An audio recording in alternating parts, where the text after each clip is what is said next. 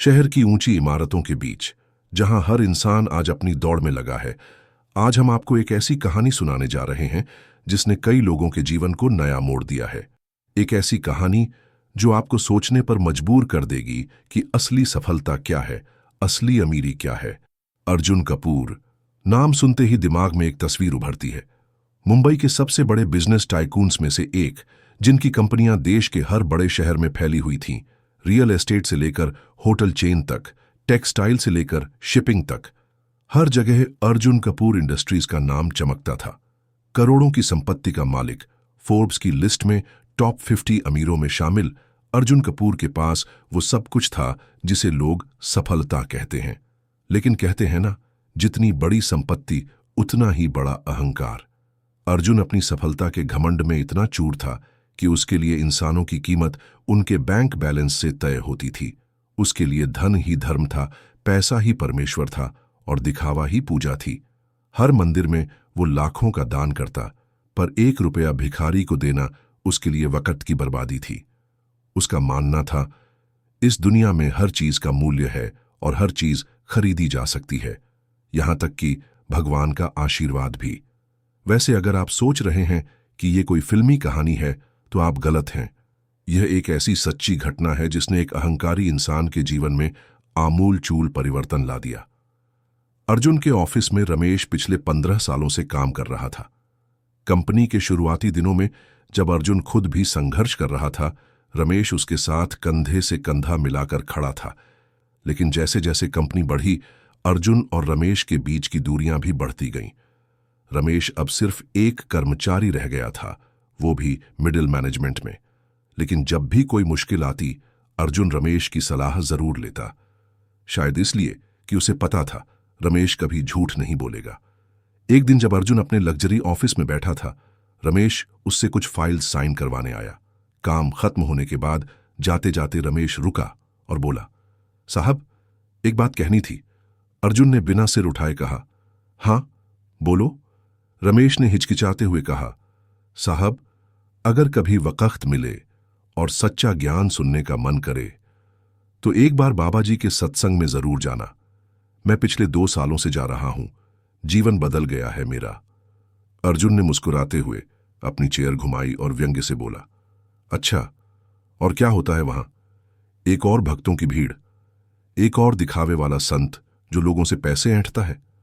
रमेश, तुम्हारी उम्र हो गई है, फिर भी नहीं समझते कि यह सब बिजनेस है, रिलीजियस बिजनेस। मैंने बहुत देखे हैं ऐसे बाबा जो मर्सिडीज में घूमते हैं और लोगों को त्याग का उपदेश देते हैं। और वो जोर से हंसने लगा। रमेश शर्मिंदा सा खड़ा रहा, फिर धीरे से बोला, साहब, ये अलग हैं। वो न कोई दान लेते हैं, न कोई भेंट। उनके आश्रम में सभी सेवादार हैं, कोई सेवक नहीं। अर्जुन ने झिड़कते हुए कहा, बस बस, ये सब मार्केटिंग टैक्टिक्स हैं रमेश, चलो काम करो अपना। रमेश चुपचाप निकल गया। लेकिन उस रात अर्जुन सो नहीं पाया। उसके मन में बार बार एक ही विचार आ रहा था, क्या वाकई कोई ऐसा संत हो सकता है जो पैसों से परे हो, जो किसी के सामने हाथ न फैलाए? उसके भीतर की जिज्ञासा और अपने आप को सही साबित करने का जुनून इतना प्रबल था कि उसने अगले ही दिन रमेश को बुलाकर कहा, अच्छा, कब है तुम्हारे बाबा जी का अगला सत्संग? रमेश के चेहरे पर खुशी की लहर दौड़ गई। बोला, अगले रविवार को सुबह 9 बजे। अर्जुन ने गंभीरता से कहा, ठीक है, मैं आऊंगा, लेकिन इसलिए नहीं कि मैं मानता हूं, बल्कि इसलिए कि मैं देखना चाहता हूं कि तुम्हारे ये बाबा जी भी मेरे सामने टिकते हैं या नहीं। मैं इस बाबा जी को भी परख लूंगा, देखता हूं कितने पानी में है। रविवार की सुबह अर्जुन अपनी लग्जरी बेंटली कार में सवार होकर निकला। उसने विशेष रूप से अपने सबसे महंगे सूट में तैयार होकर हाथ में रोलेक्स घड़ी पहनी और गले में हीरे का पेंडेंट डाला था।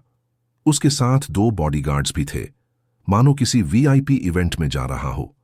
वो जानबूझकर देर से पहुंचा ताकि उसका आगमन सभी देख सकें और रमेश शर्म से पानी पानी हो जाए कि उसने अपने बॉस को किस तरह के धार्मिक तमाशे में बुलाया है। लेकिन जैसे ही वो सत्संग स्थल पर पहुंचा, उसे पहला झटका लगा। यह कोई भव्य आश्रम नहीं था, बल्कि एक सादा सा खुला मैदान था जहां लोग चटाइयों पर बैठे थे। न कोई विशेष सजावट, न कोई भव्य मंच, न ही किसी तरह का शोर शराबा। सबसे आश्चर्य की बात यह थी कि वहां हर तरह के लोग थे, गरीब से गरीब और अमीर से अमीर, सभी एक समान, बिना किसी भेदभाव के बैठे थे। जब अर्जुन अपने पूरे ठाठ बाट के साथ अंदर आया तो उसे लगा कि सभी नजरें उस पर टिक जाएंगी, लेकिन आश्चर्य की बात यह थी कि किसी ने उसकी तरफ देखा तक नहीं। एक आदमी ने बिना किसी प्रभावित हुए सिर्फ इतना कहा, भाई साहब, वहां जगह है, आप बैठ जाइए। अर्जुन को लगा जैसे किसी ने उसके अहंकार पर छांटा मार दिया हो। अपने बॉडीगार्ड्स को बाहर छोड़कर वो पीछे की ओर एक चटाई पर बैठ गया। उसकी नजरें बाबा जी को ढूंढ रही थीं। सामने एक सादे से आसन पर एक सफेद चादर ओढ़े हुए एक साधारण से व्यक्ति आंखें बंद किए बैठे थे। न उनके पास कोई विशेष आसन था, न कोई चमकदार वस्त्र, न ही कोई आभूषण। अर्जुन को यकीन नहीं हुआ कि यही बाबा जी होंगे। वो रमेश की ओर देखकर इशारा करने ही वाला था कि तभी एक भजन शुरू हुआ और सभी लोग शांति से आंखें बंद करके सुनने लगे। अर्जुन भी मजबूरन बैठा रहा, लेकिन उसकी नजरें लगातार बाबा जी को परख रही थीं, जैसे किसी प्रतियोगी का मूल्यांकन कर रहा हो। भजन के बाद बाबा जी धीरे से उठे और बोलने लगे। उनकी आवाज में न कोई आडंबर था, न ही कोई बनावट। वे बिल्कुल सहज भाव से बात कर रहे थे, जैसे कोई पिता अपने बच्चों से करता है। उन्होंने कहा, आज हम बात करेंगे, वो धन जो आत्मा को नहीं छूता वो बोझ बन जाता है। हमारे पास कितना भी धन क्यों ना हो, अगर वह हमारी आत्मा को शांति नहीं देता तो वह धन नहीं बल्कि एक बोझ है जिसे हम ढोते हैं। अर्जुन चौंका। ये तो जैसे सीधे उसी की ओर इशारा था। उसे लगा जैसे बाबा जी ने उसके मन की बात पढ़ ली हो। उसने थोड़ा असहज होकर अपनी पोजीशन बदली और ध्यान से सुनने लगा। बाबा जी आगे बोले, कई लोग सोचते हैं कि वो धन से हर चीज खरीद सकते हैं, लेकिन क्या उन्होंने कभी संतोष खरीदा है? क्या उन्होंने कभी सच्ची नींद खरीदी है? क्या उन्होंने कभी आंखों की शर्म खरीदी है? धन से आप महल खरीद सकते हैं, लेकिन घर नहीं। आप बिस्तर खरीद सकते हैं, लेकिन नींद नहीं। आप दवा खरीद सकते हैं, लेकिन सेहत नहीं। आप किताबें खरीद सकते हैं, लेकिन ज्ञान नहीं। और यही तो असली धन है, संतोष, सच्ची नींद, शर्म, घर, सेहत, ज्ञान। अर्जुन की मुट्ठियां अनजाने में भींच गईं। उसके मन में एक अजीब सी हलचल होने लगी थी। बाबा जी की हर बात जैसे सीधे उसकी आत्मा को छू रही थी। अर्जुन ने खुद से ही सवाल किया, क्या मैंने कभी सच्ची नींद ली है? नहीं। मैं हर रात बिजनेस प्लान्स, आगे की स्ट्रैटेजीज और कंपटीशन की चिंता में जागता रहता हूं। क्या मेरे पास संतोष है? नहीं, मैं हर दिन और भी ज्यादा कमाने के लिए भागता रहता हूं। अचानक उसे अपने पिता की याद आई, जिन्होंने मरने से पहले कहा था, बेटा, खुशी कभी पैसे में नहीं होती। मैंने जिंदगी दौलत कमाने में गुजार दी, लेकिन आज मरते वक्त भी अकेला हूं। उस समय अर्जुन ने उनकी बात पर ध्यान नहीं दिया था, लेकिन आज वही शब्द उसके कानों में गूंज रहे थे। सत्संग करीब 2 घंटे चला। अर्जुन ने पहली बार किसी की बात इतने ध्यान से सुनी थी। उसके मन में अजीब सा द्वंद्व चल रहा था। एक तरफ उसका अहंकार था जो कह रहा था कि यह सब बकवास है, और दूसरी तरफ उसके भीतर का कोई हिस्सा जो यह मानने लगा था कि बाबा जी की बातों में सच्चाई है। सत्संग खत्म होने के बाद अर्जुन अपनी जगह से नहीं हिला। जब सभी लोग जाने लगे तो रमेश उसके पास आया और पूछा, साहब, कैसा लगा? अर्जुन ने बिना कुछ कहे अपना सिर हिलाया और फिर पूछा, मैं बाबा जी से अकेले में मिल सकता हूं? रमेश ने संकोच के साथ कहा, साहब, बाबा जी किसी से अकेले में नहीं मिलते। वे कहते हैं कि उनका समय सभी का है, किसी एक का नहीं। अर्जुन को गुस्सा आया। वो तो हमेशा वीआईपी ट्रीटमेंट का आदी था। दुनिया के सबसे बड़े होटल्स में उसके लिए स्पेशल स्वीट्स रिजर्व रहते थे। एयरपोर्ट पर उसके लिए वीआईपी लाउंज खुलते थे, और यहां ये साधारण से दिखने वाले बाबा जी उससे मिलने से इनकार कर रहे थे। उसने रमेश से कहा, देखो, मैं उनसे मिलना चाहता हूं। अगर वे समय नहीं दे सकते तो मैं इसके लिए पैसे देने को तैयार हूं, उनके आश्रम के लिए दान या जो भी वे चाहें। रमेश की आंखों में असहायता थी। वो बोला, साहब, यहां ऐसा नहीं चलता। बाबा जी की एक ही बात है, सेवा करो, फिर दर्शन होंगे। अर्जुन के चेहरे पर क्रोध की लहर दौड़ गई। क्या मतलब सेवा करो? मैं कोई नौकर हूं क्या? वो चिल्लाया। पास से एक बुजुर्ग आदमी आए और बोले, बेटा, यहां कोई नौकर नहीं, सभी सेवादार हैं। बाबा जी सबसे पहले खुद सेवा करते हैं। रात 2 बजे भी अगर किसी को जरूरत हो तो वे उठकर उसकी मदद करते हैं। लेकिन उनसे मिलने के लिए यहां का नियम है, पहले 3 दिन सेवा, फिर दर्शन। अर्जुन को यह अपमान सा लगा, लेकिन अहंकार को चुनौती मिलने का आकर्षण उससे ज्यादा था। उसके मन में एक अजीब सी जिद जाग गई। वो बाबा जी से मिलकर रहेगा और उन्हें दिखा देगा कि वो कौन है। ठीक है, उसने कहा, मैं कल से आऊंगा सेवा के लिए। रमेश को यकीन नहीं हुआ कि उसने सही सुना है। उसका बॉस अर्जुन कपूर, जिसने कभी अपना गिलास तक खुद से नहीं उठाया था, वो सेवा करने की बात कर रहा था। लेकिन अर्जुन के चेहरे पर एक अजीब सी दृढ़ता थी। अगले दिन सुबह 5 बजे अर्जुन आश्रम पहुंचा। इस बार न कोई फैंसी कार, न कोई बॉडीगार्ड, न ही कोई महंगा सूट। उसने साधारण से कपड़े पहने थे। सेवादारों का समूह पहले से ही काम में लगा हुआ था। किसी को अर्जुन कपूर की पहचान तक नहीं थी, और यही बात उसे सबसे ज्यादा अजीब लग रही थी। जहां लोग उसे देखकर सलाम ठोकते थे, वहां यहां कोई परवाह तक नहीं कर रहा था। एक सेवादार ने उसे झाड़ू पकड़ा दी और कहा, भाई साहब, आप यहां साफ कर दीजिए। अर्जुन के हाथ कांपने लगे। उसने कभी झाड़ू नहीं पकड़ी थी, लेकिन उसका अहंकार हार मानने को तैयार नहीं था। उसने झाड़ू पकड़ी और साफ करने लगा, बिल्कुल अनाड़ी की तरह। आसपास के लोग हंस पड़े। एक बुजुर्ग महिला आई और उसके हाथ से झाड़ू लेकर बोली, बेटा, ऐसे नहीं, ऐसे पकड़ते हैं। और उन्होंने उसे झाड़ू लगाना सिखाया। अर्जुन को शर्म आई, लेकिन साथ ही एक अजीब सा सुकून भी मिला। उस दिन उसने झाड़ू लगाने से लेकर बर्तन धोने तक सभी काम किए। वो काम जिन्हें वो नौकरों का काम समझता था। पहले दिन वो गुस्से में था, हर काम को अपमान समझकर कर रहा था। दूसरे दिन वो चुपचाप रहा, अपने आप से लड़ता रहा कि वो यहां क्यों आया। लेकिन तीसरे दिन एक अजीब सी बात हुई। जब वो बर्तन धो रहा था तो उसके मन में एक अजीब सी शांति का अनुभव हुआ। उसने महसूस किया कि वो पिछले 2 दिनों से काम करते हुए अपने कॉल्स और ईमेल्स के बारे में एक भी बार नहीं सोचा था। वो हमेशा इनके बारे में चिंतित रहता था, लेकिन अब इस क्षण वो बस बर्तन धो रहा था और उसका मन बिल्कुल शांत था। ये पहली बार था जब उसने बिना किसी बदले की उम्मीद के कुछ किया था। तीसरे दिन शाम को जब सब काम खत्म हो गए और सेवादार अपने अपने घरों को लौटने लगे, तभी एक छोटा सा बच्चा आया और बोला, भैया, बाबा जी ने आपको बुलाया है। अर्जुन का दिल जोर से धड़कने लगा। आखिरकार वह घड़ी आ गई थी जिसके लिए वो इतनी मेहनत कर रहा था। वो बच्चे के साथ बाबा जी के कमरे की ओर चल पड़ा। रास्ते में उसने खुद से सवाल किया, मैं बाबा जी से क्या कहूंगा? मैं यहां क्यों आया था? उन्हें परखने के लिए या खुद को साबित करने के लिए? और अचानक उसे एहसास हुआ कि अब उसकी वो जिज्ञासा, वो चुनौती गायब हो चुकी थी। अब वो सिर्फ बाबा जी के दर्शन करना चाहता था, बस। जब वो कमरे में पहुंचा तो वहां सिर्फ एक छोटा सा दिया जल रहा था। बाबा जी फर्श पर एक सादी चटाई पर बैठे थे। उन्होंने मुस्कुराते हुए इशारा किया कि अर्जुन भी बैठ जाए। अर्जुन बैठ गया, लेकिन उसकी आंखें झुकी हुई थीं। वो बाबा जी की तरफ देख नहीं पा रहा था। बाबा जी धीरे से बोले, तो अब कैसे हैं अर्जुन जी? अर्जुन चौंका। उसने कभी बाबा जी से अपना नाम नहीं बताया था। उसकी आंखें भर आईं। वो खड़ा नहीं हो सका, बस उनके चरणों में गिर पड़ा। बाबा जी, आपने मुझे बदल दिया। मैंने जीवन में पहली बार सच्चा सुख पाया है, बिना खरीदे हुए। वो फूट फूट कर रोने लगा, जैसे सालों का दर्द बह रहा हो। बाबा जी ने प्यार से उसके सिर पर हाथ रखा और बोले, बेटा, मैंने तुम्हें नहीं बदला, तुम्हारी सेवा ने तुम्हें बदला है। तुमने खुद को झुकाया और वहीं से शुरुआत हुई है।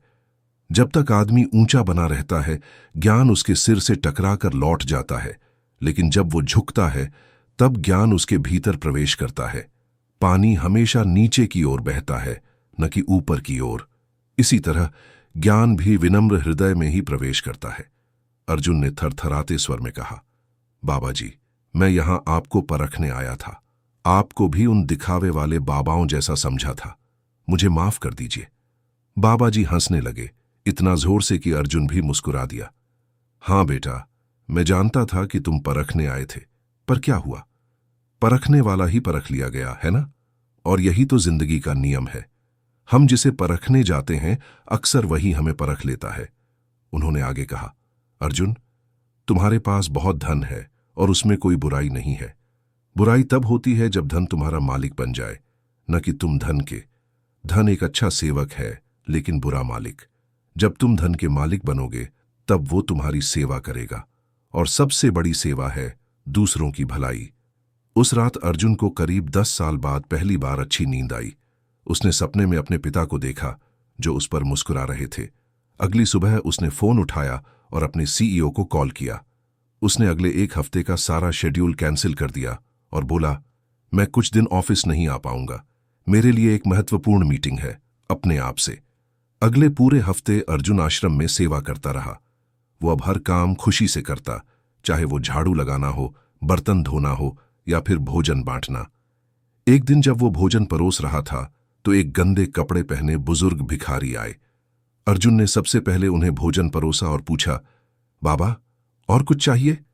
बुजुर्ग की आंखें भर आईं। बोले, बेटा, मुझे 50 साल हो गए भीख मांगते हुए, और पहली बार किसी ने मुझसे पूछा कि मुझे क्या चाहिए। बस यही बहुत है। अर्जुन को अपने आंसू रोकना मुश्किल हो गया। उसे याद आया कि कैसे वो हर भिखारी को नफरत से देखता था, उन्हें आलसी और बेकार समझता था। अब उसे समझ आई कि दुनिया में सबसे बड़ी भूख रोटी की नहीं, बल्कि प्यार और सम्मान की होती है। 1 हफ्ते बाद अर्जुन ने एक बड़ा निर्णय लिया। उसने बाबाजी के सामने घोषणा की कि वो अपनी कई कंपनियों का एक हिस्सा समाज सेवा को समर्पित करेगा। सबसे पहले उसने अपनी लग्जरी कार बेच दी और उस पैसे से आश्रम के पास एक स्कूल बनवाना शुरू किया, जहां गरीब बच्चों को मुफ्त शिक्षा मिल सके। उसने अपनी कंपनी में एक नया नियम बनाया, हर कर्मचारी को महीने में 1 दिन सामाजिक सेवा के लिए देना होगा, और इसके लिए उन्हें पूरा वेतन भी मिलेगा। अर्जुन अब धन का मालिक नहीं, उसका सेवक बन चुका था, और यहीं से उसका असली जीवन शुरू हुआ। हफ्तों बीतते गए और अर्जुन की कहानी जैसे आग की तरह फैल गई। मीडिया ने इसे बिलियनियर से सेवादार तक का सफर नाम दिया। कई न्यूज चैनल्स, पत्रिकाएं और पोर्टल्स अर्जुन का इंटरव्यू लेने आने लगे। लेकिन अर्जुन हर इंटरव्यू में बस यही कहता, मैं नहीं बदला, मैंने खुद को पहचाना। सत्संग ने मुझे आईना दिखाया और सेवा ने मुझे फिर से इंसान बनाया। शायद इसीलिए एक पत्रकार ने उसका नाम ह्यूमन बिलियनियर रख दिया, जो बाद में उसका निकनेम बन गया। अर्जुन की कंपनी भी अब पहले से कहीं ज्यादा लाभ कमाने लगी थी। लोग उसके प्रोडक्ट्स को इसलिए खरीदते थे क्योंकि वे जानते थे कि इसका एक हिस्सा समाज सेवा में जाता है। उसके कर्मचारियों का मनोबल भी बढ़ गया था, क्योंकि उन्हें अब अपनी कंपनी पर गर्व था। मजेदार बात यह थी कि अर्जुन ने धन कमाने के लिए कभी धन के पीछे नहीं भागा था, लेकिन अब जब वो धन का सेवक बन गया था तो धन खुद उसके पीछे भाग रहा था। एक दिन बाबाजी ने अपने सत्संग में कहा, धन का मूल्य तब तक है जब तक वो दूसरों के काम आए, वरना वो सिर्फ सजावटी बोझ है। जिस प्रकार नदी का पानी बहता रहे तो वह जीवनदायक होता है, और रुक जाए तो दुर्गंध पैदा करता है, उसी प्रकार धन भी बहता रहे तो समाज का भला करता है, और रुक जाए तो लोभ, मोह और अहंकार पैदा करता है। अर्जुन की कहानी इसका सजीव उदाहरण बन चुकी थी। कई सालों बाद जब अर्जुन को एक अंतर्राष्ट्रीय पुरस्कार से सम्मानित किया गया, तब अर्जुन ने अपने भाषण में कहा, मैंने बाबाजी को परखने की कोशिश की थी, पर उन्होंने मुझे ही मेरे अंदर का अंधेरा दिखा दिया। उस दिन के बाद से मैं जी रहा हूं, not as a businessman but as a सेवादार। धन कमाना मेरा व्यवसाय है, लेकिन धन का सदुपयोग मेरा धर्म है। जीवन का सबसे बड़ा सबक यही है कि आप जितना देंगे उससे कहीं ज्यादा पाएंगे, लेकिन देते समय लेने की इच्छा नहीं रखनी चाहिए। आज अर्जुन की कहानी हजारों लोगों को प्रेरित करती है।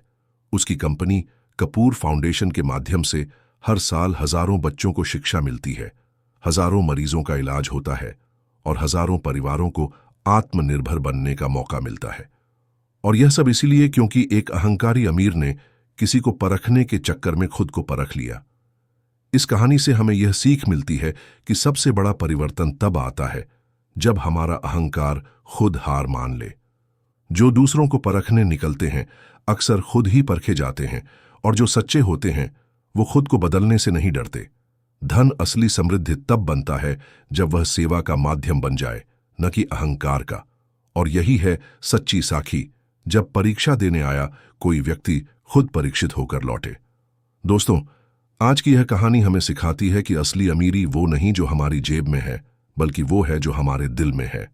अगर आपको यह कहानी पसंद आई हो, अगर इससे आपके जीवन में कोई प्रेरणा मिली हो, तो कृपया इस वीडियो को लाइक करें, अपने दोस्तों के साथ शेयर करें और हमारे चैनल को सब्सक्राइब करना न भूलें। आपका एक लाइक और सब्सक्रिप्शन हमें और भी ऐसी प्रेरणादायक कहानियां आप तक पहुंचाने के लिए प्रोत्साहित करेगा। धन्यवाद।